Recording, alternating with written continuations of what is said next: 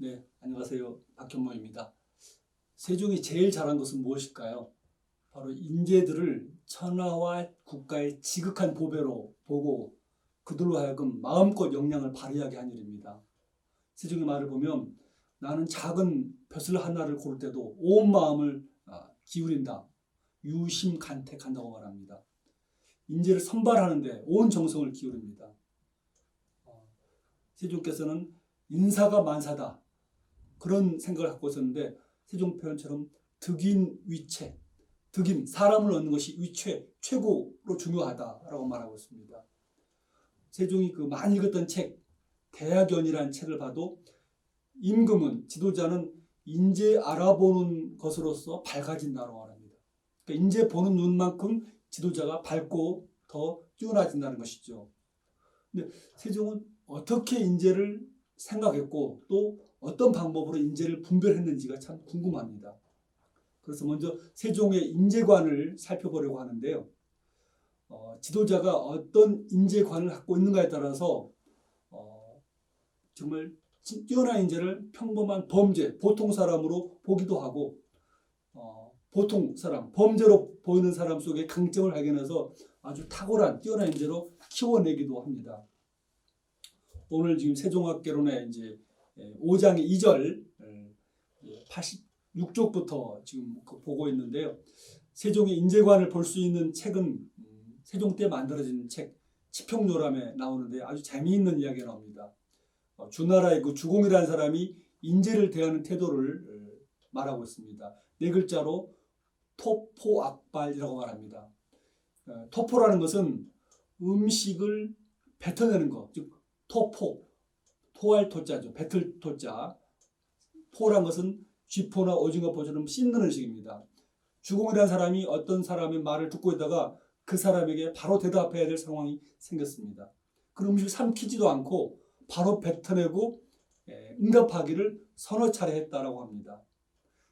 그 주공이라는 사람은 많은 사람들이 이제 주공을 찾아와서 자기를 써달라고 하는데 한참 머리를 감는 중에 어떤 사람이 찾아옵니다. 그때 그는 길다란 그 머리를 빗지도 않고 제대로 말리지도 않고 그 머리카락을 붙잡고 와서 만나기를 여러 차례 했다는 이런 약간 과장이 있는 것입니다만 그 정도로 사람 말을 귀하게 듣고 인재 만나기를 보물처럼 했다. 이런 얘기가 치평요람에 나와 있습니다. 실제로 그 세종의 인재 쓰기를 보면 치평요람에 나와 있는 토포악발과 거의 똑같다는 걸 볼 수 있습니다. 그 율곡 이희 선생이 130년 뒤에 이렇게 세종의 인재 쓰기를 평가합니다. 세종대왕은 사람을 쓰되 자기 몸처럼 하였다. 현인과 재능 있는 일을 쓰는데 그 부류를 신분을 따지지 않았다. 임용한 사람의 자기 쓴 사람의 말을 채택할 때 오롯이 하여 집중해서 들어서 참소와 이간질이 들어갈 수 없었다. 그리고 그 지위가 그 재능에 합당하면 종신토록 바꾸지 않았다라고 되어 있습니다. 저는 율곡의 이 말 속에가 세종의 인재 경영의 요체가 잘 정리되어 있다고 봅니다. 첫 번째, 인재를 귀하게 여겼다는 것인데요. 자기 몸처럼 했다. 내 몸에 더러운 게 묻히거나 상처가 나면 바로 씻어주고 바로 치료하는 것처럼 세종께서는 인재를 세심히 보살피고 존중합니다. 유명한 김종서나 하경복 장군의 어머니의 경우에서 보듯이 세종은 인재들의 부모 형제까지도 귀하게 살핍니다. 그렇기 때문에 인재들이 주인의식을 갖고 정말 맡은 일에 열심히 열과 성을 다했죠. 허조란 사람이 그 유언에서 그렇지 않습니까? 이 나라 임금은 세종이지만 내가 곧 주인이다. 그런 책임의식을 가지고 열심히 한 것이 바로 인재를 귀하게 여겼기 때문입니다. 그 둘째, 율곡 선생께서 신분을 부류를 따지지 않고 현인과 재능 있는 일을 썼다고 그랬습니다. 우리 그 천민신분의 장영실을 종상품의 대우군, 지금의 공무원 국장급까지 승진시킨 사실이 있습니다. 또 아전 출신이었던 이해를 재상급까지 끌어올리고 아버지는 강구수였지만 어머니는 천인이었던 황희를 정승으로 임명했습니다. 그야말로 능력 위주의 인재 쓰기를 가장 잘 보여준 사례가 아주 많이 나왔습니다. 세 번째, 율곡 선생이 말하기를 임용한 사람의 말에 집중했다는 말이 참 중요한 말입니다. 세종은 사람을 쓸 때 그 사람의 말, 아이디어, 정책 제안을 집중해 들었습니다. 그 사람이 어떤 아이디어 냈을 때, 저 사람 뭐 인간성이 어떻고, 뭐, 그 도덕적인 문제를 들어서 시비를 걸면, 참소와 이간질을 들으면 그걸 딱 차단하고, 인재 쓰기의 본질은, 자리 주는 것보다 더 중요한 것은 그 사람의 말을 채택해 쓴 것이다. 이른바 거현보다 두경이 먼저다. 말을 들어 쓰는 것을 매우 중시하였습니다. 아무리 뛰어난 인재를 할지라도 그 사람의 말을 채택하지 않는다면 한갓 인간 병풍으로 사람을 쓰는 것입니다. 반대로 어떤 중요한 관직에 앉히지 않더라도 그 사람 말을 듣고 쓰면 이미 그것이야말로 인재 쓰기 가장 중요한 부분을 했다는 게 세종의 인재관이었습니다. 마지막 네 번째는 유국 선생의 말처럼 그 재능이 자리에 합당하면 안 바꾸고 오랫동안, 예컨대 황이나 맹사성은 정승을 각각 24년, 8년씩 해서 국정을 안정시킵니다. 또 예조, 호조, 병조처럼 전문성이 필요한 곳에는 평균 6 내지 8년 정도를 재직하게 하면서 임무를 완수시킵니다. 그렇기 때문에 당시 신료들이 나랏일을 자기 책무로 여기면서 왕이 한 달씩이나 자리를 비워도 일이 적체되지 않았다는 말을 하고 있습니다. 재밌는 것은 세종이 그 바라본 인재의 조건인데요. 어떤 사람을 뽑았었나를 쭉 보면 그게 세 가지입니다. 요즘 많은 사람들이 어떤 인재를 뽑고 어떤 인재를 승진시킬 것이냐 고민하는데, 첫 번째는 열정입니다. 마음속에 열정이 있는가라는 것인데요. 저는 그 흥미롭게 본 것이, 우리 흔히 열정이란 말에 대해서 보면 아주 뜨겁고 뭔가를 막 열심히 하는 것 생각하는데, 세종은 그런 게 아닙니다. 사람들은 처음에 부지런하다가도 나중에 게을러지는 경향이 있는데, 처음부터 열을 내지 못한 사람과 일할 수는 없다.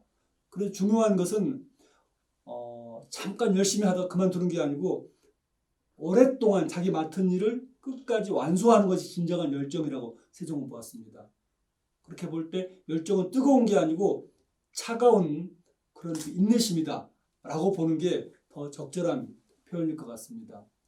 두 번째, 세종은 인재를 뽑을 때 그 사람이 나보다 공동체를 우선시하는가, 즉 공공심을 매우 중요하게 보았습니다.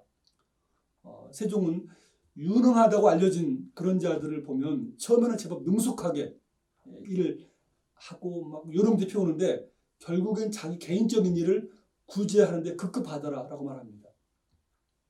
반대로 공동체를 우선시하는 그런 마음을 가진 사람을 일을 맡기면 처음에는 굼뜨고 실수도 하는데 오래 갈수록 더욱 조심해서 마침내 책무를 맡은 바를 완수한다, 이렇게 세종은 보았습니다. 그 사람 마음 바탕에 자기 개인보다 그가 속한 조직이나 공동체를 우선시하는 공공심이 있으면 다른 구성원들과의 화합은 물론이고 조직을 더욱더 탄탄하게 만드는 그런 역할을 한다는 게 세종의 두 번째 인재의 조건이었습니다. 세 번째는 진실함이 세종의 인재의 조건이었는데요. 아첨하지 않고 진실되게 말하는 사람을 중용하였습니다.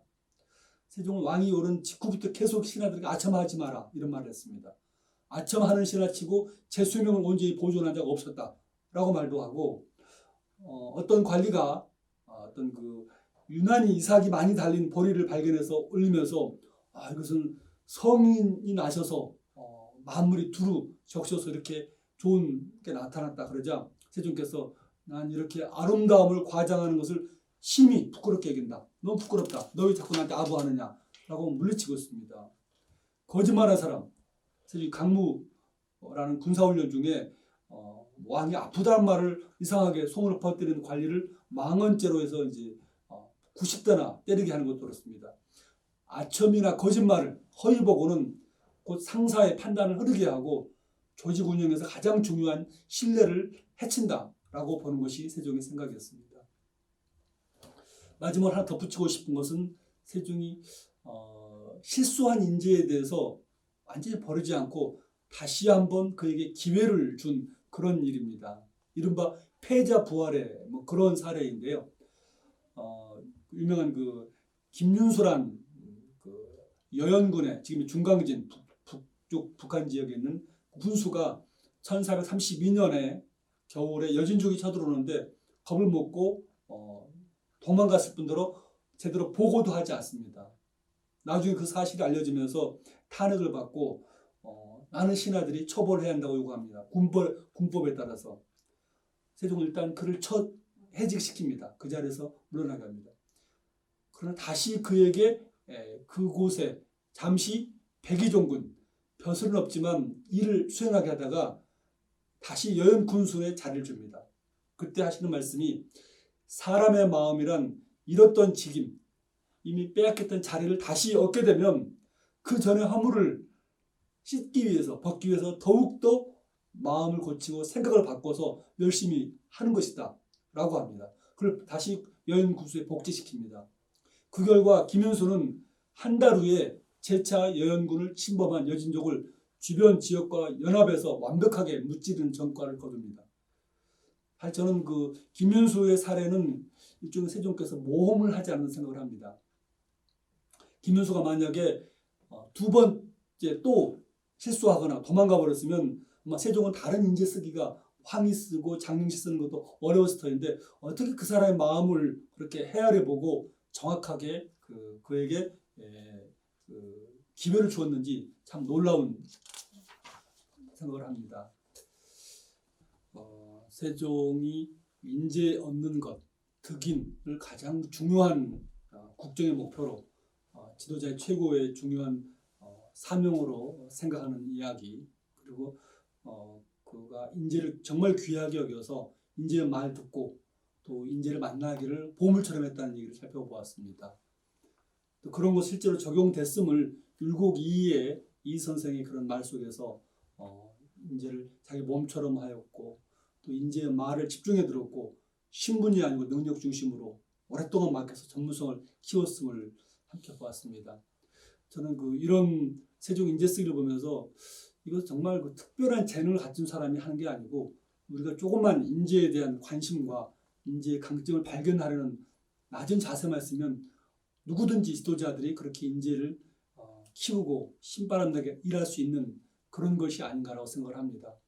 자꾸 우리는 어떤 인재에 대해서 완벽한 것을 추구하고 또 뭐 도덕적으로까지 훌륭한 사람을 얘기하는데 저는 그렇게 완전성, 도덕적으로 훌륭한 사람을 추구하는 인재일수록 오히려 뭔가 자격지심, 열등감으로 똘똘 뭉친 게 아닌가.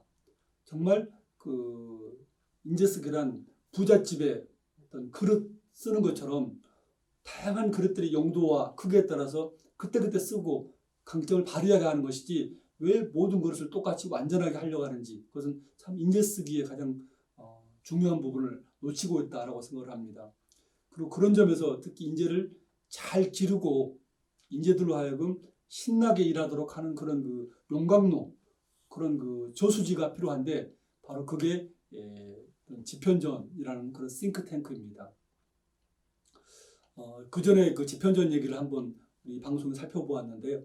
내년도에 그래서 여러 가지 정말 집현전이 어떤 점을 제일 잘했고 거기서 어떻게 인재를 집중 키웠는지 그리고 그 인재로 하여금 신나게 일하도록 했는지 그 부분을 다음 시간에 살펴보도록 하겠습니다. 네, 고맙습니다.